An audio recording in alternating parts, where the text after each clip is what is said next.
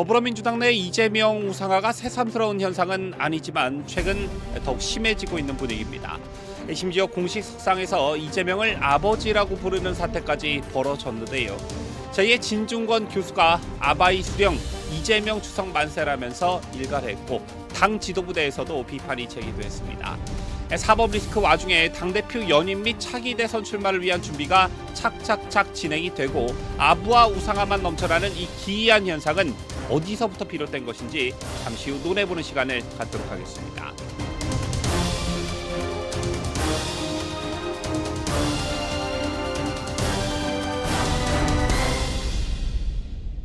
시청자 여러분 안녕하십니까? 뉴스데일리 베스트 빈앵커입니다. 어제 열린 민주당 최고위원회의에서 충격적 장면이 나왔죠. 바로 제 옆에 있는 사진인데 강민구 최고위원이 민주당의 아버지는 이재명 대표라고 말한 것이 논란이 되고 있습니다. 지난 12일 지명직 최고위원이 된 강 최고위원은 민주당 대구시당 위원장인데요. 최근 작고한 자신의 부친을 큰 기둥으로 비유하면서 동시에 이재명을 아버지, 큰 어르신으로 칭송한 것입니다. 당장 비판 여론이 고조됐는데 북한과 흡사하다는 말이 나올 수밖에 없는 그런 상황이었습니다. 신지호 전 의원은 한 방송에 출연해 북한의 최룡해가 김정은하고 악수하는 모습이 저거랑 굉장히 비슷한데 한 가지 차이점은 김정은도 서서 악수하고 최룡해도 서서 악수했다라며 근데 이재명 대표는 앉아서 악수하고 강민구 최고위원은 서서 악수했다라고 지적했습니다. 자, 그러면서 민주당 일각에서도 조선노동당 같다는 얘기가 나왔다고 전했는데요. 일각에서는 더불어민주당이라는 당명도 이참에 바꿔야 한다는 말까지 나오고 있습니다. 더불어민주당이 아니라 더불어 수령당 이런 것으로 바꿔야 한다는 것인데 북한에서 어버이 수령이라는 호칭을 사용하는 것에 빗댄 것이죠. 자, 이런 취재 비판은 또 다른 인사 입에서도 나왔습니다. 진중권 교수는 페이스북에 민주당 최고위원 발언 관련 기사를 공유하면서 아바이 수령 이재명 추석 만세 라고 썼습니다. 이재명을 김정은이나 시진핑 중국 국가주석에 빗댔는데요. 진 교수는 지난 14일에도 민주당이 이재명 방탄용이라고 비판받는 법안들을 발의하자 만들어야 할 법이 많아서 바쁘겠다. 원포인트 개헌을 통해 헌법 84조에서 대통령을 야당 대표로 바꿔라 라고 꼬집은 바 있습니다. 헌법상 대통령은 내란 또는 외환의 죄를 범한 경우를 제외하고는 재직 중 형사상해 소추를 받지 아니한다라는 점을 놓고 비유법을 사용해 비판한 것인데요. 이처럼 이재명 일극 체제를 넘어 이재명 우상화까지 자행되는 모습이 민주당 안팎에서 심심치 않게 벌어지고 있습니다.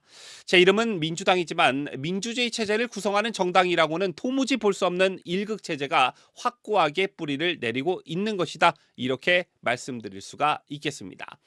제 같은 이재명에 대한 우상화 발언들, 그렇다면 그 배경은 무엇일까요? 사법 리스크로 첩첩이 둘러싸여 있음에도 불구하고 당대표를 연임하고 차기 대선에 출마하려는 구상을 밀어붙이고 있는 이재명에 대해 환호하는 목소리와 행동이 난무하는 이 기괴한 현상이 벌어지고 있다는 것인데요. 저희는 한국 정당사에서 찾아보기 힘든 그야말로 기현상입니다. 반대파가 없거나 반대파가 있어도 제 목소리를 내지 못하는 현재의 민주당 모습이 정상적인 모습은 아니다라는 것입니다. 자, 이런 이유 때문에 자꾸 이재명의 민주당이 북한의 그것과 비교가 되고 있는 것인데요. 심지어 차기 대선 승리가 최대 목표인 이재명에게 최대 걸림돌이었던 당대표 사퇴 시한을 제거하는 과정에서도 이재명을 우상화하는 웃지 못할 일이 벌어지기도 했습니다. 박찬대 민주당 원내대표는 지난 10일 당무위원회의에서 대선에 출마하려는 당대표 사퇴 시 사퇴 시한에 예외를 둘 수 있게 당원 당규 개정안에 의결이 이루어졌다 이렇게 밝히면서 이재명 대표가 너무 반대를 많이 해서 설득하는데 시간이 걸렸다. 이 대표가 너무 착하다. 나보다 더 착하다라고 말했습니다. 자, 이게 북한 김정은 체제와 과연 뭐가 다른지 그 차이점을 도무지 알 수 없을 정도인데요. 이 개정안은 사실상 이재명을 위한 어떠한 큰 선물이라고 해도 과언이 아닙니다. 대선 출마 당대표는 1년 전 대표직 사퇴 원칙에 예외 조항을 두는 당원 당규 개정안이 통과됨으로써 이재명은 2026년 6월로 예정된 지방선거 공천권을 행사한 뒤에 2027년 3월 3일 차기 대선에 출마할 수 있게 됐습니다. 반대로 기존 당원 당규에 따르면 이재명이 차기 대선에 출마하려면 1년 전인 2026년 3월 3일 그 이전에 당대표를 그만두어야 했죠. 제밖에도 이재명 우상화 사례는 그야말로 차고 넘칩니다. 민주당 안귀령 대변인은 지난해 2월 동아일보 유튜브에서 외모 이상형 월드컵 게임을 하면서 차은우 대 이재명 대결에서 차은우를 선택한 바 있습니다. 당시 아첨의 정수를 보여줬다라는 평가를 받은 안 대변인은 지난 4월 총선에서 민주당 텃밭인 서울 도봉갑에 전략 공천됐지만 국민의힘 김재섭 의원에게 밀려 패했습니다. 또한 이대생 성상납 발언으로 지난 18일 고소된 김준혁 의원은 2021년 12월 21일 자신의 유튜브에서 당시 이재명 대선 후보의 경북 안동 생가를 방문했던 경험을 밝히면서 이 대표 생가 앞에 200년 넘은 소나무의 기운이 이 대표에게 간 것 같다라고 주장하기도 했습니다.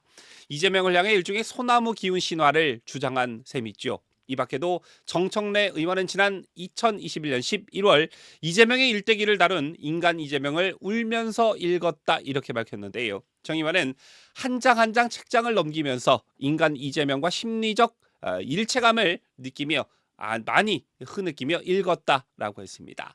이후 정청래는 이재명 대표 체제 하에서 꽃길을 걸었고 최측근에 더해 2인자로 자리 잡았습니다.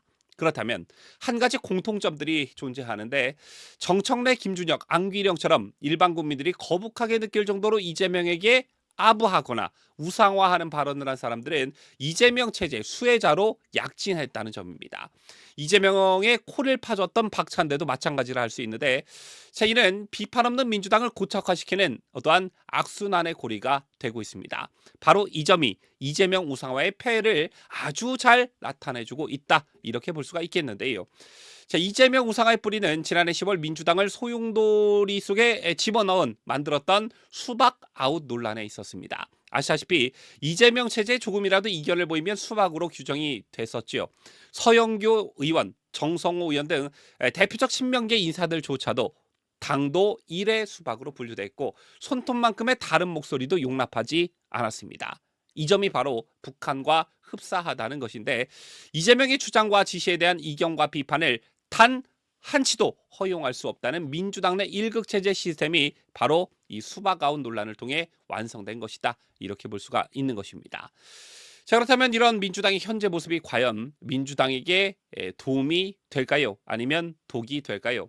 쟤는 물어보나 마나 이 같은 민주당의 현재 모습은 그야말로 자멸행위가 될 가능성이 매우 높습니다.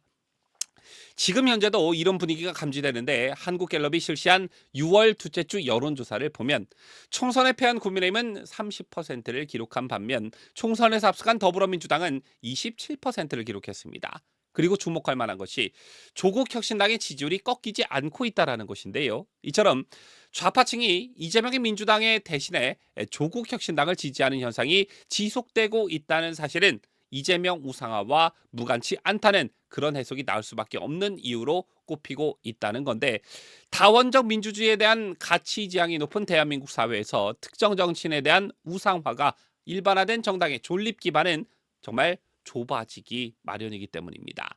자, 이런 맥락에서 현재의 더불어민주당은 자유민주주의를 채택하고 있는 우리나라가 아닌 일극체제의 끝판왕을 보여주고 있는 북한에 더 잘 어울리는 정당이 아닐까 생각합니다. 지금까지 저는 자유대한민국을 소화하는 뉴스데일리 베스트 민앵커였습니다.